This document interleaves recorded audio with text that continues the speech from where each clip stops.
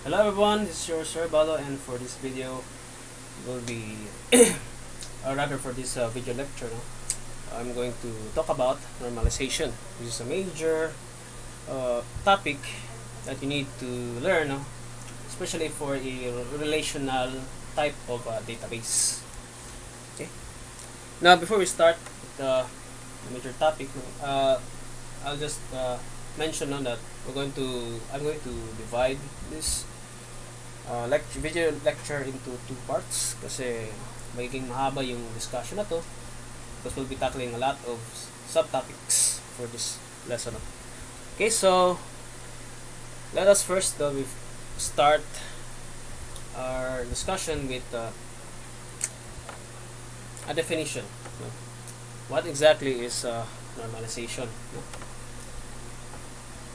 So, pag sinabi nating normalization, or what is normalization? It's a database design technique that begins by examining the relationship between attributes. So, basically, ulitin ko lang. Normalization, ito ay isang database design technique. So, pag sinabing database design technique, yung goal niya, this is a technique in which it enables us to create tables similar to what we did with the AR modeling. So basically, normalization and ER modeling are the techniques that you're going to use during database design. Okay, but yung difference lang nila is yung normalization, you are going to examine the relationship between the attributes of your.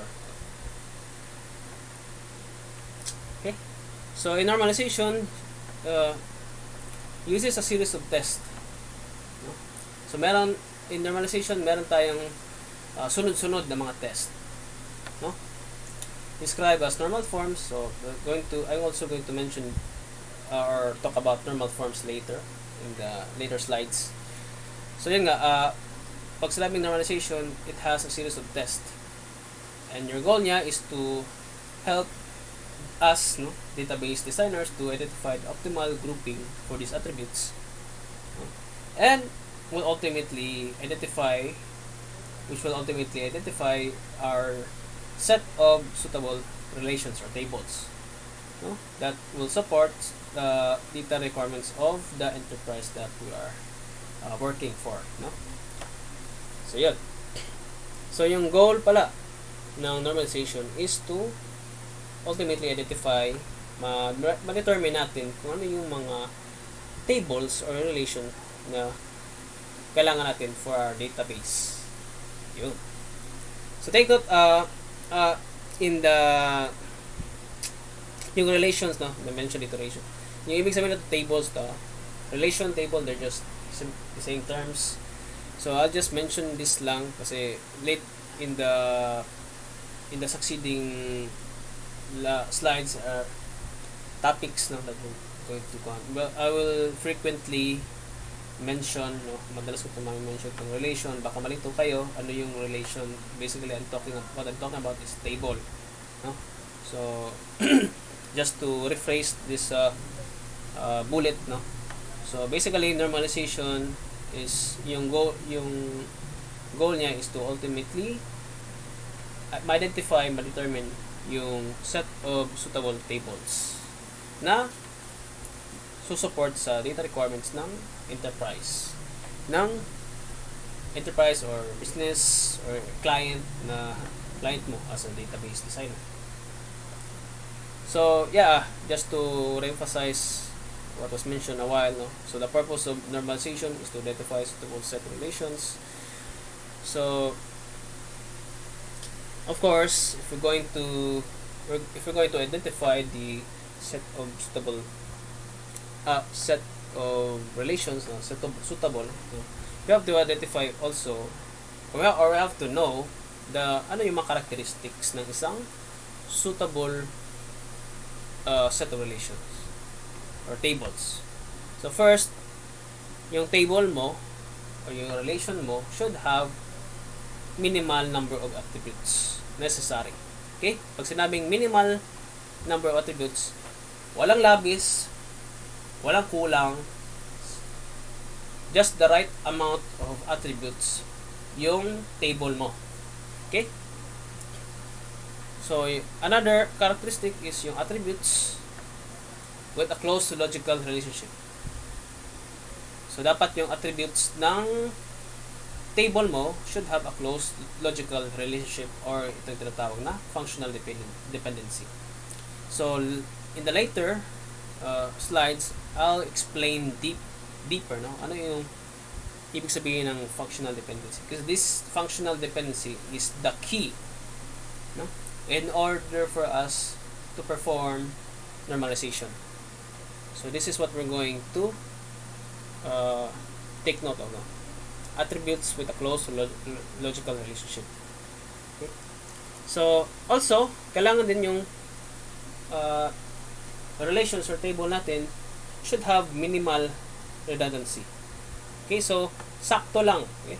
Sakto lang na redundancy, okay? So, when we say minimal redundancy, yung attributes mo sa database mo dapat once lang siya mag-exist. Okay, depending dalawa or more. But except lang no if yung attribute na yan is a foreign key to another table or relation, no?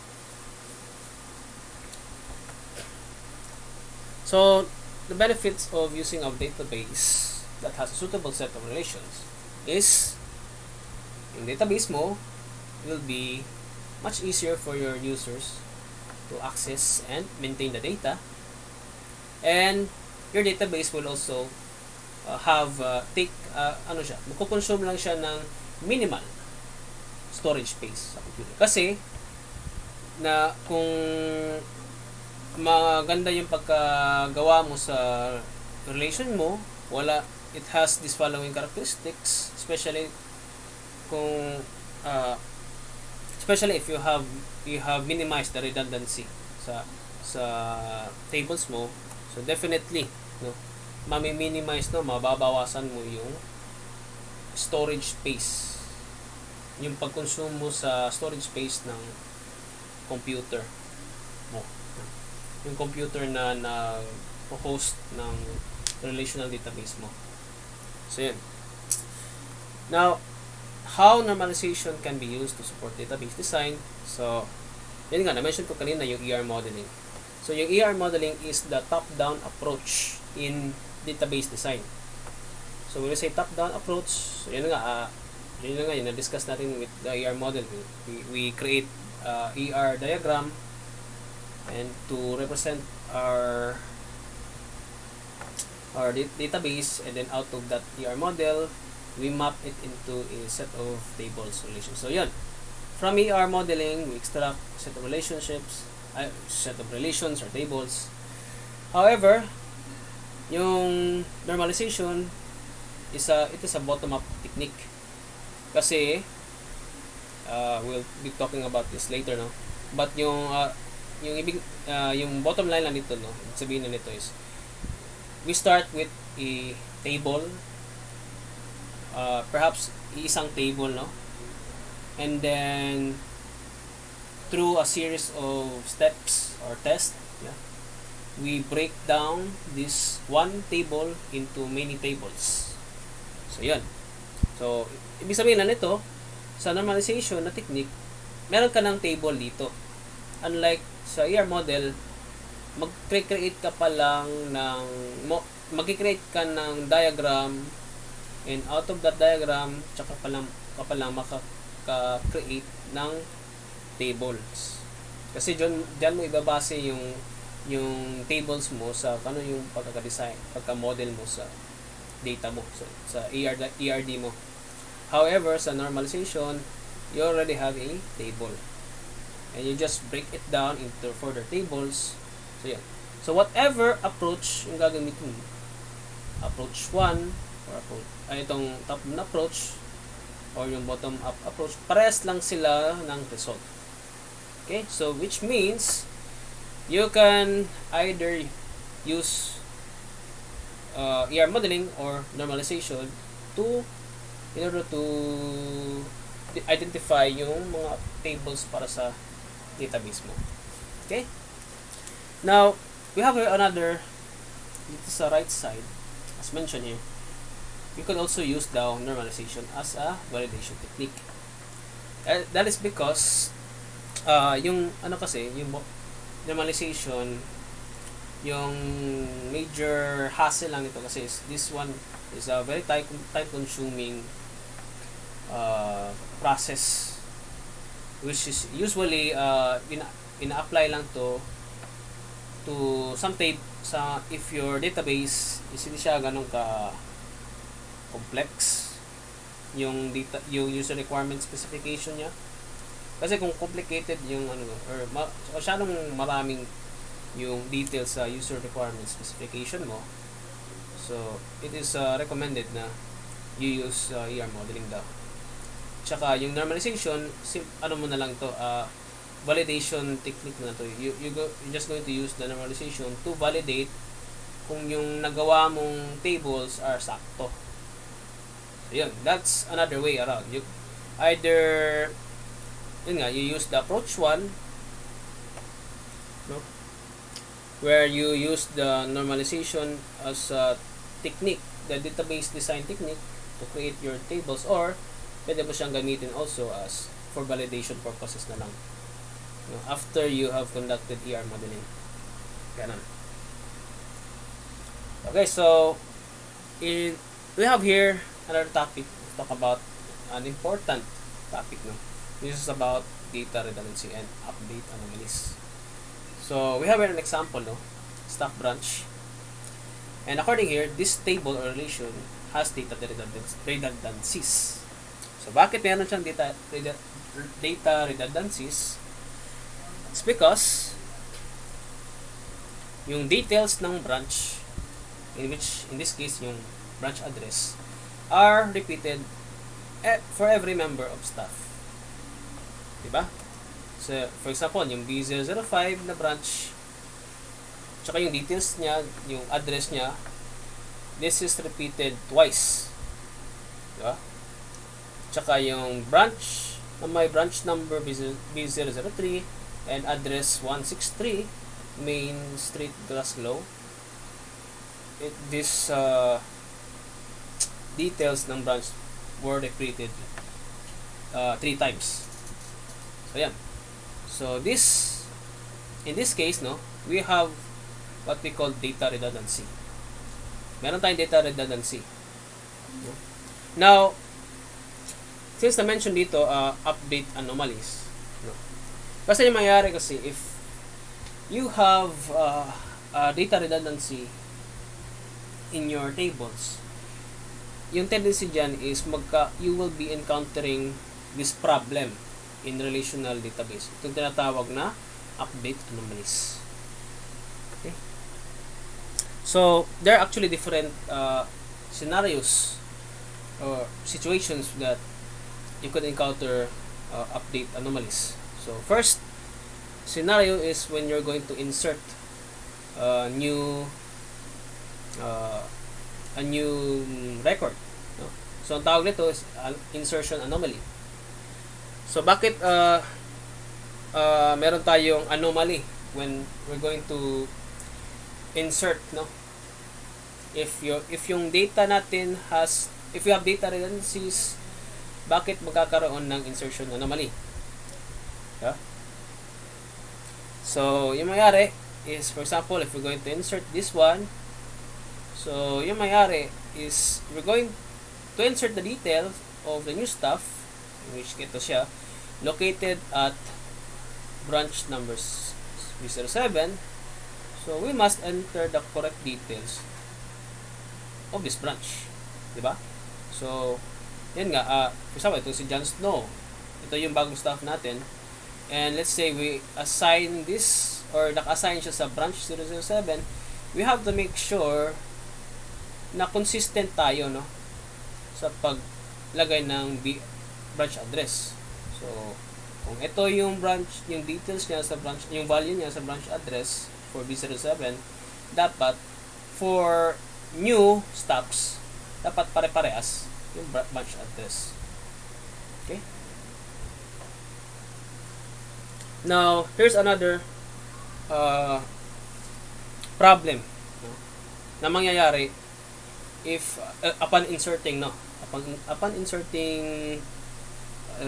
this record.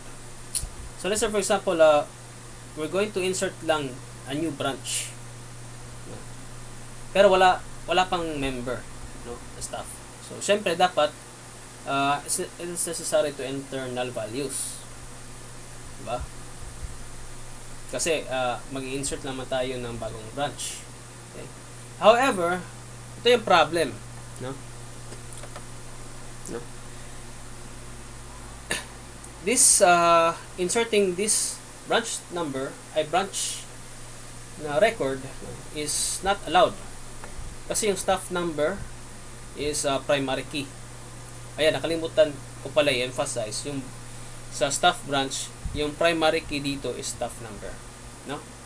And if you remember in the previous lectures, primary key should not have a null value. Bawal na may null value or bawal na magkaroon ng null value yung isang primary key. Okay? So that is why we will encounter this problem, this insert anomaly, kung mag-insert tayo ng bagong branch na walang member. So yun. So that is why if we have a data redundancy, we will encounter this tinatawag natin na insertion anomaly. Okay, anomalya, no, kung sa Tagalog pa. Okay, so next we have deletion anomaly. So again, if we have data redundancy, we will encounter also deletion anomaly. So in deletion anomaly, let's say for example, if we delete this itong si Mary Ho, okay? Itong si Mary Ho, if you observe, no, kung mapapansin mo, she is the only member of this branch 007. Now, if we're going to delete this entire record or row, kasi di-delete nga natin si Mary Ho, di ba? So, yung mayari is, yung details din ng branch, madi-delete din siya sa database mo or sa table mo. So, madadamay si branch 07. Kasi, yun nga, i-delete mo yung kung magdi-delete ka ng isang stuff, you have to delete the entire row. But since B007 is also at the same time existing, no? And at the same time, Mary Ho is the only member na lang of the branch 07. So, pati yung branch mawawala. In which, hindi yan yung gusto natin, diba? What we only want is to delete lang Mary Ho stuff. Hindi kasali yung branch. So, syempre, hindi rin pwedeng inanal mo yung S-name, tsaka position, tsaka yung salary, tsaka yung staff. Kasi, you will encounter the problem dito. Ito, yung sa insertion. Bawal to. This is not possible. So, that is why we will encounter a deletion anomaly if we have data redundancy. Okay? And then the last type of anomaly that we will encounter is what yung tinatawag na modification anomaly. So, for example, itong branch na B003, yung address niya, papalitan natin. So, for example, we will replace this one. Baguhin natin, gawin natin 162. No? So, of course, since nagbago na yung address ni branch 03, naging 162 na, dapat we have to apply this to all branch address. So far, in this example, tatlo lang yung papalitan natin. Okay? But what if 1,000 to? 1,000 yung staff na member ng branch 003, and so yung mayayari, we have to update the address 1,000 times. Diba? However, ito naman yung major problem. Okay? What if in the middle of updating, let's say for example, I'll just have, let's say for example, we have 1,000 B003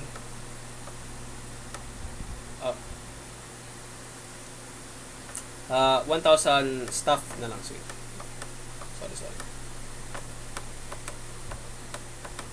Na member ng branch 003.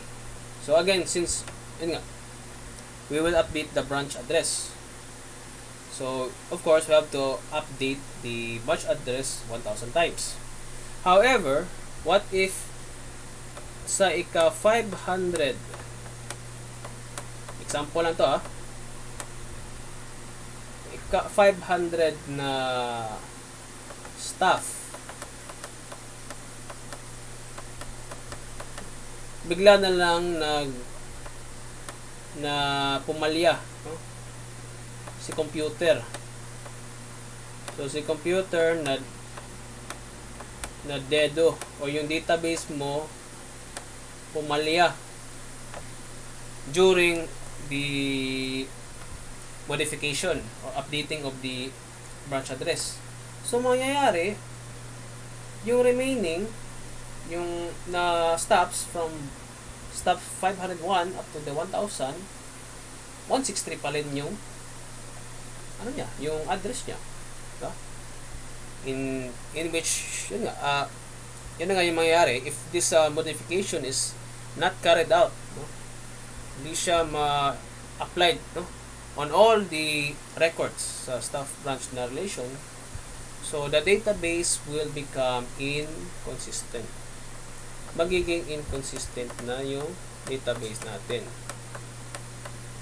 kasi nag-fail tayo to update all the 1,000 addresses. Kasi yun nga, let's say for example, bigla na lang pumalya si database o si computer at the 500 staff. So yung remaining 501 up to the other half, hindi na update.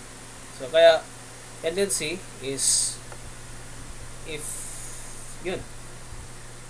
So therefore, if we have a data redundancy sa table, we will encounter this modification anomaly. So those are the different anomalies, update anomalies that you will be encountering if your relation or table has data redundancy. So of course, we have to solve this one. How? Paano? Yun yung gamit ng normalization. So normalization yung solution for this problem, for this update anomalies. So yung gagawin ni normalization is it will minimize all the data redundancy sa mga tables mo. And yun, as a result of that minimization of the data redundancy, so mawawala din yung update anomalies. So yun, just to give you a idea of what will happen after we applied normalization. So ito na yung ma-identify natin na tables. So as you observe, yung nangyari after normalization is nahati na yung table, from one table composed of 6 attributes, naging dalawa siya. So naghati siya to 2. The first table staff na lang siya, and the other table branch na lang siya. So, yeah. Let's say for example, if we're going to insert, balik tayo sa mga problems natin kanina na, insert, delete, update. So for example, if we're going to insert stuff, so yung gagawin na natin, let's say blah blah blah, blah blah blah, blah blah blah, and let's say for example, we will insert this stuff to the branch but B005. So yeah, ito lang yung gagawin lang. Yun, you have successfully inserted a stuff to another branch. And if let's say we're going to insert another branch, let's say B008, no?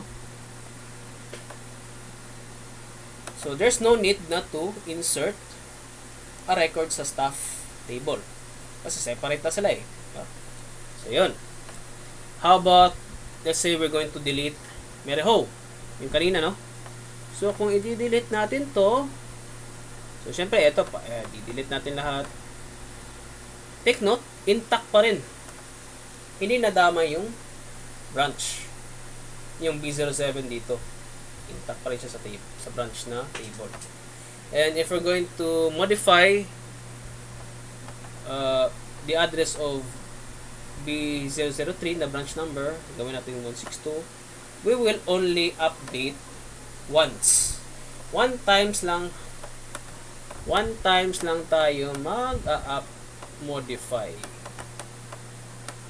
Instead of yung kanina 1,000 times, isang beses lang tayong update sa address. So yun.